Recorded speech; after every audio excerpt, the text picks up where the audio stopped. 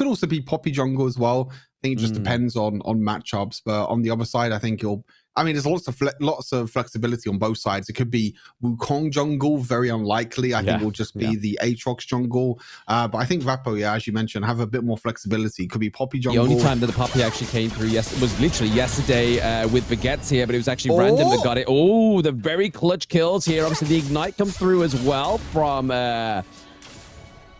Patris here, was able to kind of almost burn down Lilo. A very close kill here, coming in with a bit of engage here. Queenie might try and get the flash in, gets the dash. Why overzealous? But okay, maybe, just maybe, Final Wax is able to get the kill. Unfortunately, not gets the dash out of there as well as the flash.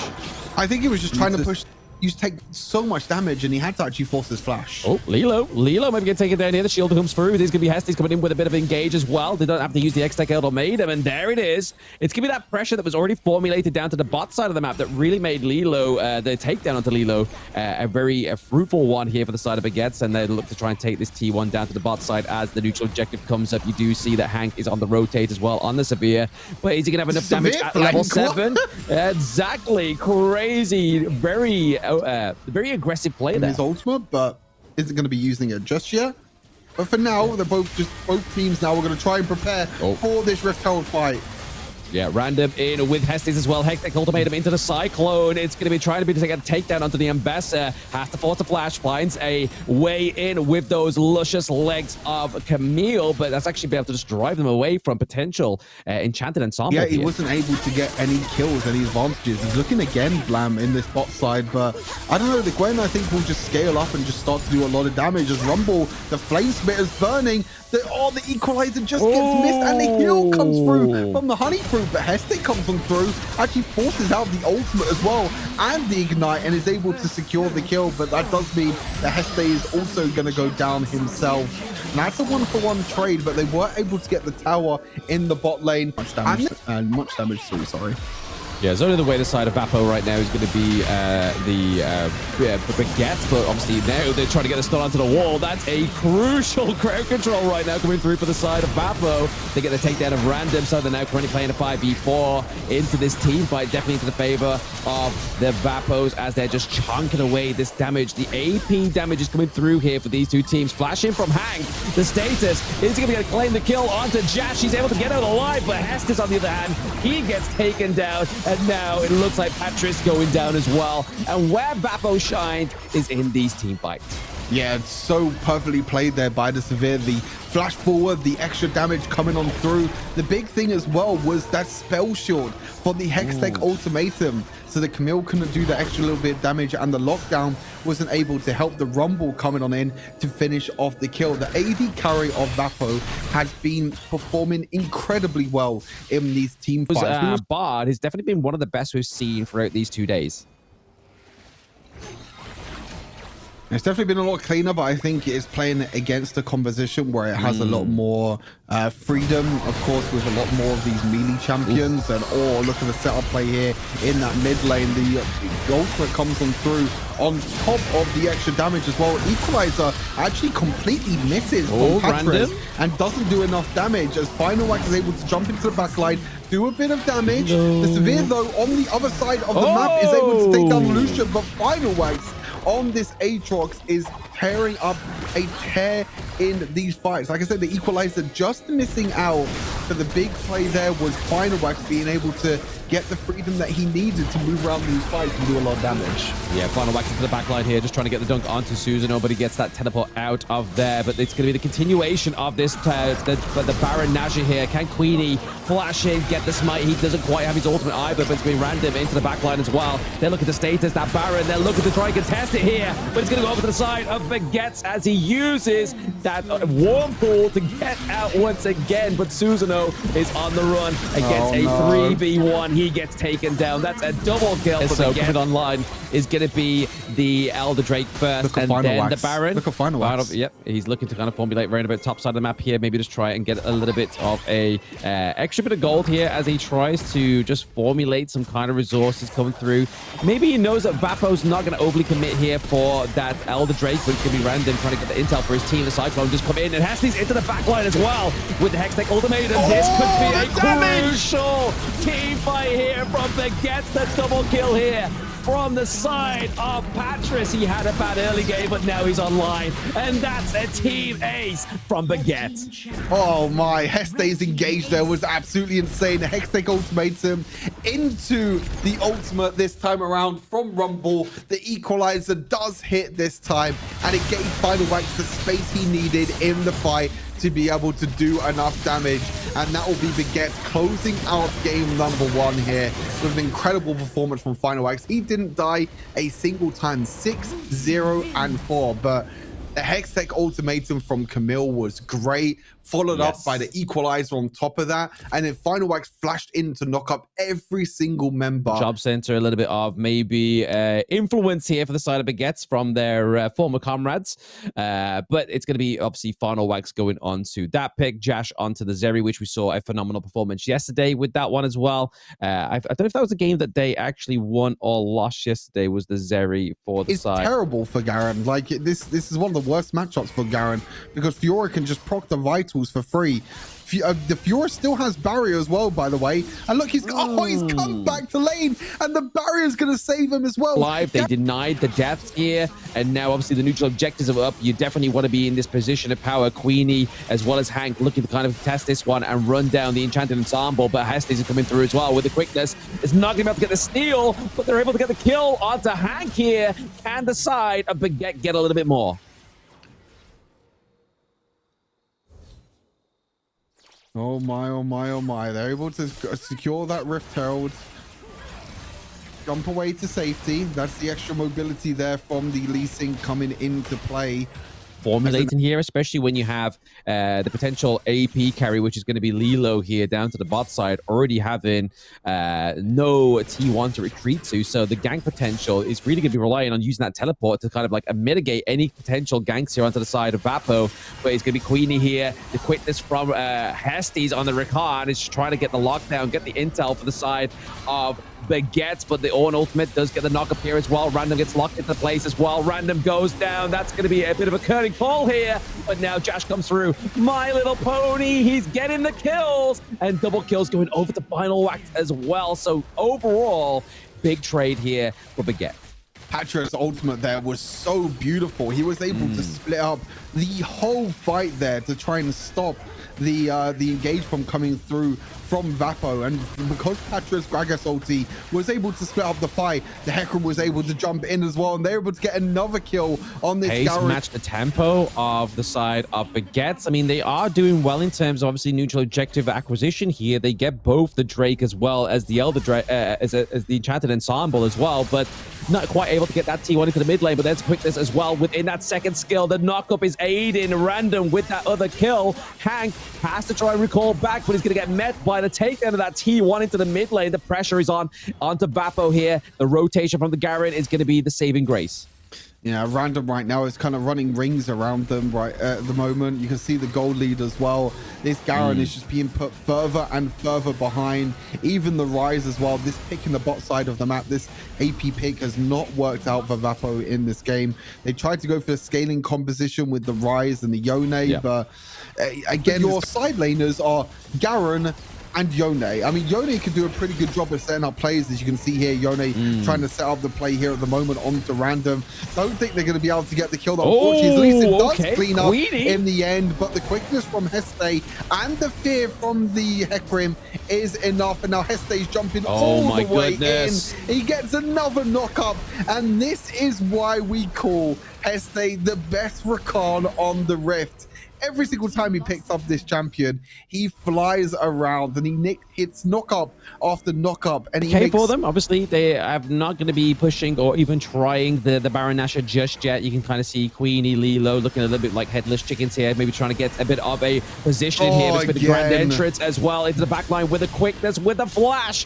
They're looking to keep them in place with that charm. The casket comes through, breaks away the part of VAPO, and they're looking for more. Garen is able to escape with a little bit of health.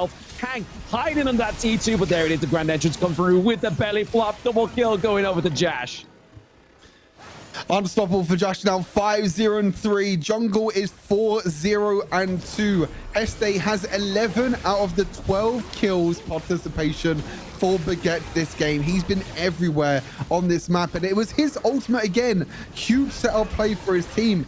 Looks like the engage might come on through here. But he's in. Can he steal it?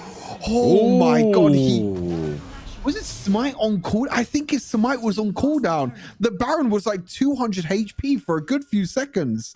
I think Queenie's Smite was on cooldown, so he couldn't secure the Baron. So close though, trying to get the kill there. Rip onto VAPO here as well, and very low kill game as well for VAPO. Not quite being able to get those same executions into the team fights as we saw in game number 1, but Queenie having a bit of a hard time down to the bot side of the map with that 2v1 against Patris and Hestes as well. That is going to be a great fear move here from Final Wax. Tries to get the shutdown. The status does come through. It's going to save Hank for now, but it's only going to delay the inevitable. That open up the map even more and give them more time to try and come back into this. And I think the most important thing now is making sure that you can really look to try and play aggressive as Estee looking for the flash. Estes, yep, grand entrance once again, and the takedown of Queenie. He is the playmaker, and when you don't have a playmaker, you can't make the plays for VAPO. Hank tries to go for a bit of a saving grace into the backline just to drive away Baguette, and was able to do it.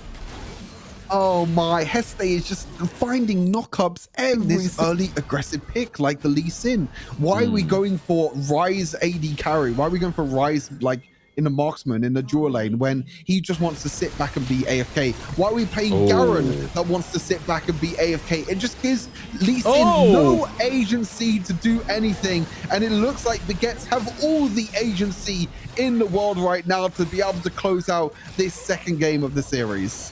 Yeah, look at the push these inhibitors into the top and into the mid lane as well. Definitely agency is the word here, Stu. They are definitely leading the charge. And Baguette look to finish off this nexus of game number 2 as they try and just get another team ace, right? Like, they're looking the same MO, whereas Patris is just like, you know what, guys? I'm just going to keep it going. Keep that minion wave, keep it strong. And there goes the crystal takedown of number 2. Blue team wins 2-0 Baguettes. Again, that first pick coming in pretty like another big thing as well was why are we picking red sides when there's still so many power champions, because you have so much setup tools, you have your ultimate, like you said, you have a lot of splash damage and a lot of spread damage that you can do in team fights. But the problem is staying alive during these team fights and actually having enough time to use your abilities, because the problem with Brand is random going up against head-to-head with the Volley Bear top side, doing actually quite not too bad here. And then Liliana, we see that Final Wax maybe trying to go for a bit of engage here, trying to put the lockdown onto Hank. Hank's not quite level 4 just yet, has to force the flash as well. Set as well, Hestes, they get the lockdown onto Hank and they're able to escape. Oh wait, no, Tor comes through, the flash as well. Susanoo gets hit with the smite and the ignite, and there we go. It's criminal. It's criminal. It's criminal. How do they? They're going to be able to take the dragon for themselves, which is good for the Shyvana. It's really good for the Shyvana. Of course, you can get more stacks with the Shyvana early on with the dragons, which is great. They are going to lose the Rift Herald, which the Rift Herald is probably going to get used on this top side as kind of an exchange. They're going to look for a tower dive, but I don't think they can really do too much with this tower dive, as Set actually tried to flash in. He tried to knock up the Galio there, but it wasn't enough. But the TP comes through from VAPO, and the stun from Jash, and in the end, everyone survives again. Everyone survives again. It's been Galio. It kills everyone. Oh no! It's absolute cinema, Blam. It's just absolute cinema, and everyone is dead on the side of VAPO. Baguettes are absolutely stomping this game, and Heste's gonna live as well, isn't he? Again. Oh my god, they're just styling. I mean, how does VAPO come back into this, Blam? Like this looks already over. from this point onwards. So look, oh no, the brand's gonna get stunned, and he's just gonna get slam dunked. Like, this is the reason why you don't pick brand, because this champion can just not do anything in these fights. Xayah is trying to do a bit of damage into the backline here. It's gonna flash away. Narc can maybe jump on top of him, but nope, it's just gonna be able to escape from now. But now, final wax. He's like, yeah, you're not escaping today, buddy. Birdie, come right back here. He's like, you know what? I'm going to show you how to use Flash, and this is exactly how we do it. I mean, they are just playing a bit of a tip for that there, just like doing a bit of a jig into the bot side of the map here. Queenie going to get taken down. Susanoo comes in with the entrance as well with the volley bear, but is it going to be enough? The shutdown finally does come through onto Hestes, but now they get the takedown onto their big damage outputs, and Xayah is down. She's now back onto the rift, but Susanoo may be the next victim here. So if Hank does come back, he may lose his support. The leap in, the counter strike as well for the triple kill. He's going to go over to Patris. He's going to get the Mega Gnar soon as well. Oh, 2 more tower shots. He needs to be a little bit careful. Maybe he's greedy for the quadra kill here. No, he's just going to go back off. Baguettes were able to get a free tower in the top lane, free tower in the mid lane, and still win that team fight in the bot lane as well. And Heste is going to go in again with this set pick. The sleepy trouble bubble comes on through, and he's going to wait for the perfect time for Xayah to come back up. And Final Wax is running wings around VAPO right now, and Shyvana's just like, guys, I repeat, I am doing Dragon. Your whole team is just dead. Exactly. Like, that's the thing. Like obviously with Shyvana, getting the stacks is kind of like a vital thing here in terms of scaling for the side of VAPO, but what good scaling if you have no team that's going to be falling behind you. But right now, obviously, the takedown onto Patris is going to be huge, but trading Patris for a Baron Nashor is... For the longest time, and we want to see back and forth games, but unfortunately, it just seems like Baguettes have just absolutely stomped this entire tournament. They stomped the battle last weekend. They're now stomping the showdown as well, and proving that they are still some of the best in the best. Josh said it best himself. The Young still got it. Random, Patrez, Josh, Heste have been around this scene ever since the start of this game. 5 years celebrating Wild Rift, and they've been here since the very start. They've been to LAN tournaments. They've been to international tournaments, and they will prove once again that they are the best of the best in EMEA, and eventually Baguettes will crown themselves as the 2025 Rift Legends Showdown champions as they get their final red carpet here. They're trying to get kills. I mean, at this point, it's just an absolute field day. We got 2 kills a minute at the moment for Baguettes, and they're just styling in the Nexus at the moment. The center's not even picking up any of the souls anymore. And GG's grand final 3-0 sweep for Baguettes. Damn, it's been a 3-0 day, but your grand finalist is going to be Baguettes here once, actually not once again, but it's going to be random for the back-to-back showdowns as well, being on the winning team both times around. But like you were saying there, Hestes, we have Josh as well as Random, all kind of carrying this scene, still coming through with it, still showing that they are the dominant players and why they were kind of like top